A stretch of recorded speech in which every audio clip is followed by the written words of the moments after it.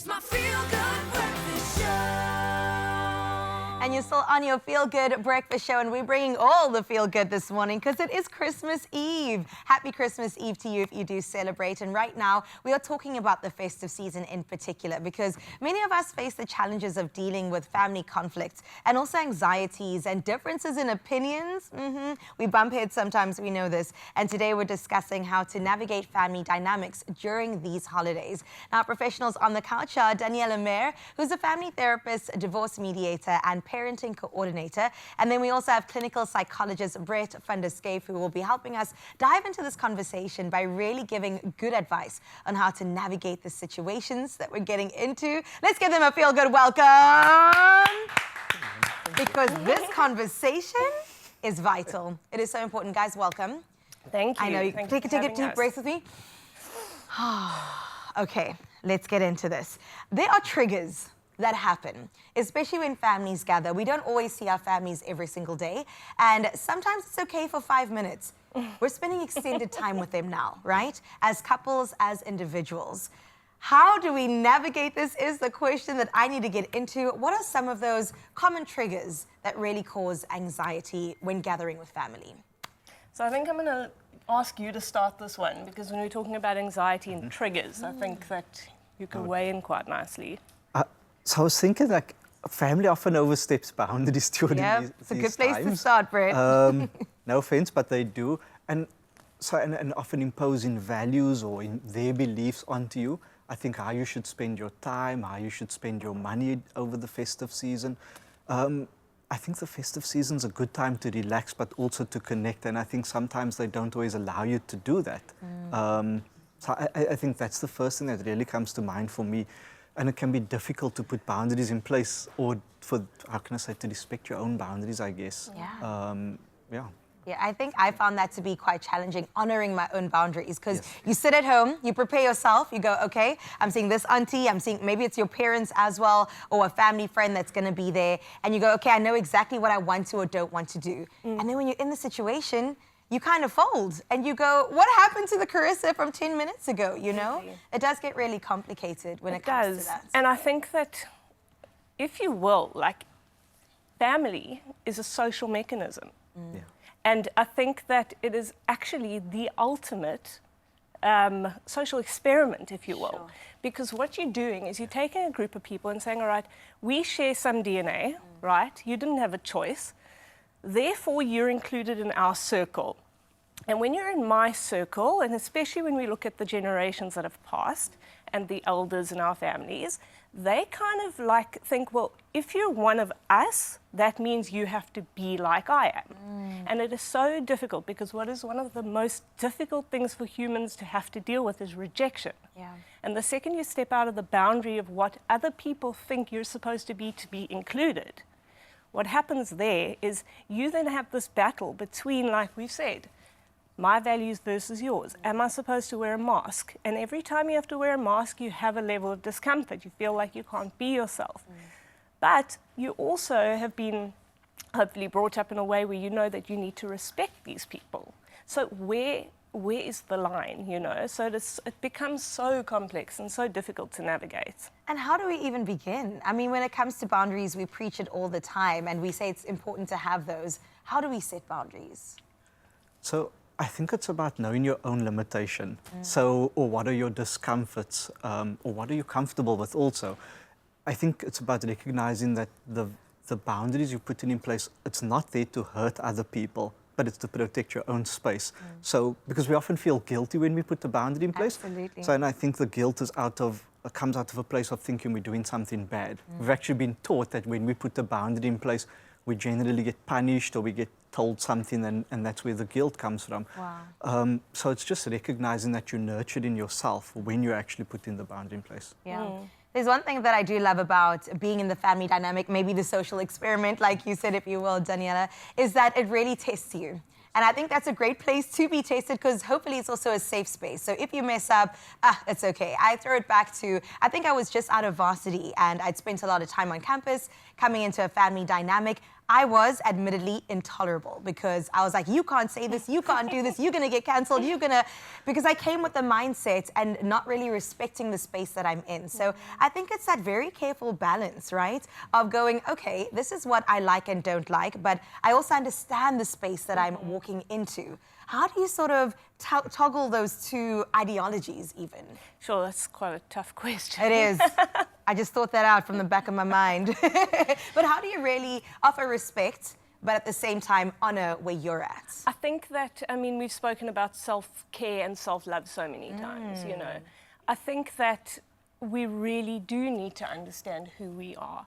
I think that one of the biggest mistakes a lot of people make, and I think that it's completely normal, so whoever does this, it is so normal, is that we wait until the last minute to actually spend any time with these people. And in my personal family therapy practice, what I deal with most of the time is breakdowns and conflict in family systems, and it always leads to the same thing, funnily enough, and that is jealousy. And the reason why I say that is because when you put together in a family group, you've got cousins, and I mean, in my own family, I've got a little girl who's 3, I've got a nephew who's almost 3, and we even see it, you know. You get thrown into this mix once a year or twice a year where you've got to really like fight for attention amongst the people that you're spending the time with, you know. And everyone wants their say, and everyone wants to one up the other, because everybody generally and naturally wants everyone in their family to feel proud of them, you know. So this is where the self-love comes in, and the respect, and understanding that you're not the only person in the world, other people are there, and these people make up who you are. Like, listen to everybody, take everything in, have your say, be respectful, know your place, and that all stems from actually sitting down and figuring out what it is that you personally are hoping to achieve for yourself, for your nuclear family, whatever, in that period, you know what, it's kind of like, it sounds so strange because it's actually, it sounds cold, but it's like, go in there with your purpose, you know, what is it that you want to achieve, and get out, you know. So, I like this. I think intentionality is absolutely be intentional, important. 100%. And really reflecting before you enter into that because it is a space. relationship after all. It is, exactly. And we want them to be healthy too, right? Exactly. I mean, Brett, would you agree with that? I think I always think come back to like self-work. So when you know who you are and you go into that space, look, I mean, sitting with 20, 30 people at Christmas time, there's a recipe for disaster. So yes, there can be hostility amongst it.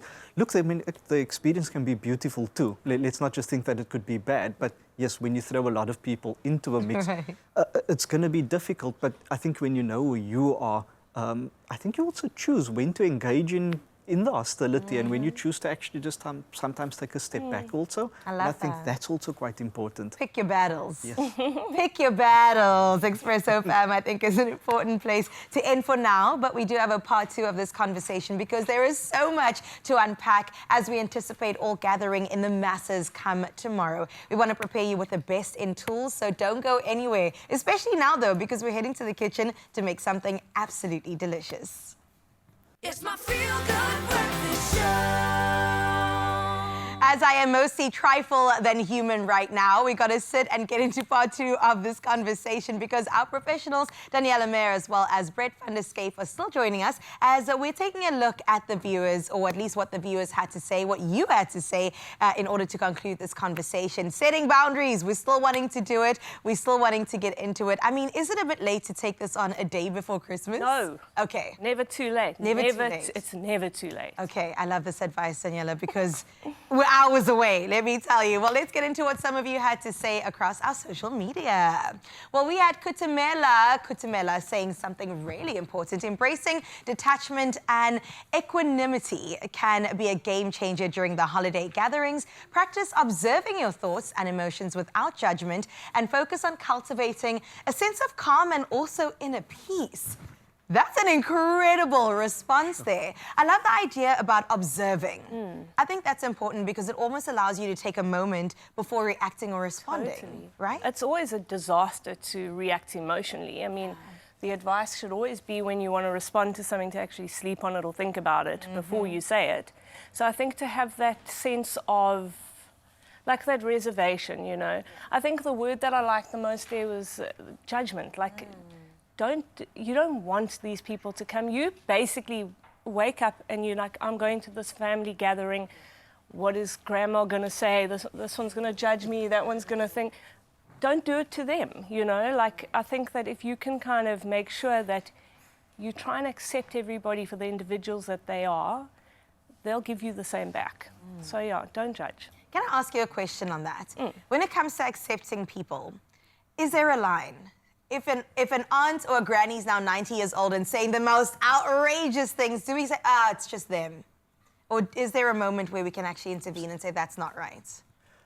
I think to an extent you have to accept that certain people are a certain way, and I think trying to change that, you're going to experience more conflict.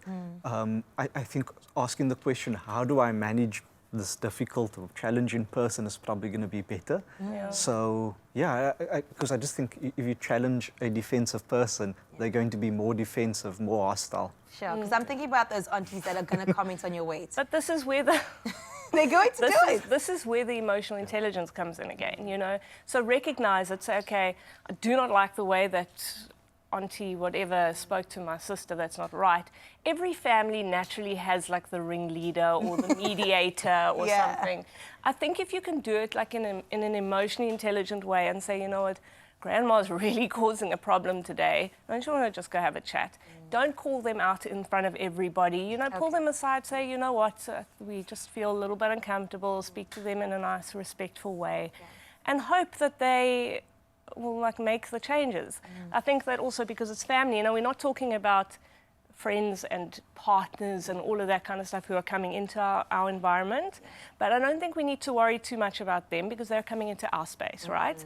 So I think that what we need to say is, okay, guys, we all know that this is not acceptable. We don't condone it, but let's just kind of like not make a big deal out of it. Sure.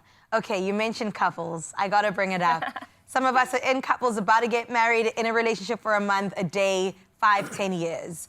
When coming into a space that's not yours, do you have the right to say anything? Do you also sit back? Should you expect your partner to defend anything or defend yourself when things go awry? How do we navigate that space? So for me, I'm going to jump on this one, is so personal to the couple and to your space in your own family.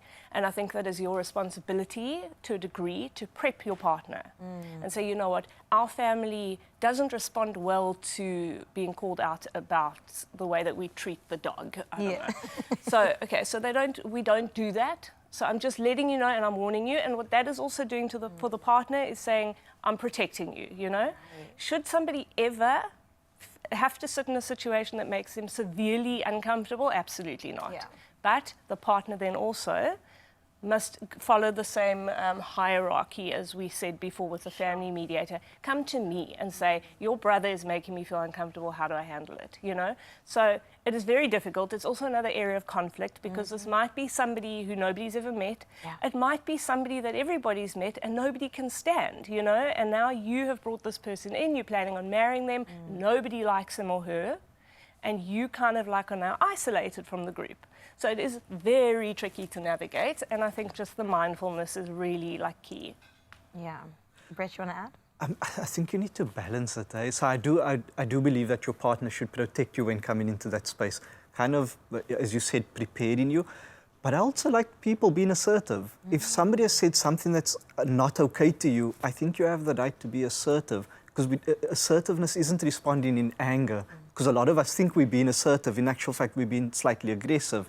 But if we are assertive, it also shows people, you know, where our boundaries are, what we are willing to tolerate. And I think sometimes people actually appreciate the fact that we are kind of showing them how do we interact with each other. You almost have to show people how to treat you, right? Totally. Yeah. Totally. I love that. Well, let's see more comments from you. Thank you so much for getting in touch, Mzansi, with everything to do with conflict and family situations. Luyanda Pastor, let's see what you've got to say. Follow, avoid, answering unnecessary questions, and don't spend too much time with your family and get some time to yourself. For example, going out for a short walk and keeping yourself busy doing chores, okay? Put your hand up for dishes duty, go for a walk post-meal, and just get on out of there. I think that is so valuable, and that's amazing advice, because what I was going to say as well is that break up your day. Like, you don't have to be sitting with this family like 24/7. So definitely take your time out when you need it, and that's also where the self self-care and self-love come in. Yeah. You know your boundaries. Instead of waiting there for the pot to boil over, say, I'm going for a walk, or can I help you with this or that? Yeah. I think what's also quite cool, though, and this is why I say it's never too late, is that when you're inviting your family in, come up with some cool or like different games that you can play. I you know? agree. Say, you know what, we're going to have Christmas and we're going to have this giant jar on the table. Yeah. Bring all your judgment, bring all your concerns, whatever, write them on the paper, put them in the jar. We're not dealing with that today. And we're burning it in a bonfire for we the bride. can deal with it. We can actually even have like an appointment book later, whatever. Everybody who's got a gripe, even maybe say, bring a problem Yeah. about another family member, put it in the jar, seal it, and you know that that is not open for discussion. So I think preparing everybody for what's to come is what's important. Especially if you know that your family is a little bit tricky, Completely. you know? But I like that. We're gonna Avoid face uncomfortable. Find a nice, like, gentle way to exit the situation. Yeah. No, I was just going to say, I like the idea of the games, for example, or having little activities of things that you enjoy doing. Because we often so focused on the negative that in actual fact, when we focus on the more positive or entertaining part of things, then we start looking at connectedness. Yeah. And I think that's the part that we enjoy and allows us to work through the hostility. Yeah. And if in doubt, take a nap. And always taking out. Always take a nap. But also, like, another thing is, like, we come into these situations with preconceived ideas of what's going to happen, Yeah. you know? The same way, I think we've had a discussion in the past about when you go on a date, you're, like, so worried that everything's going to go right. And, you know, don't worry about that. Live in the moment. If you come in with anxiety of what might go wrong, it's probably going to go wrong, you know? So Absolutely. just, like, try and, like, shake it off, let go, and definitely have that I nap. love that. Well, let's see what Melanie has to say. Thank you so much, Melanie, for getting in touch. Good manners is really all it takes. I like that because it speaks to the respect aspect that you both mentioned many times. I think it is something we've got to carry. It is family. Yeah. It's a space we grew up in. Like you said, it is our first community that we really step into. So thank you so much for this really great advice. Thank you so It's around the corner. We're preparing ourselves, we're bracing ourselves, but I think that we are prepared. So thank you so much, Daniela, and thank you so you. much for coming through, Brett. Really appreciate you guys. 2025 is going to be a good year, but we're going to start with tomorrow and take it from there. Are you prepared? Because I feel very prepared. If not, it's okay. Take your time and listen to this to get you there.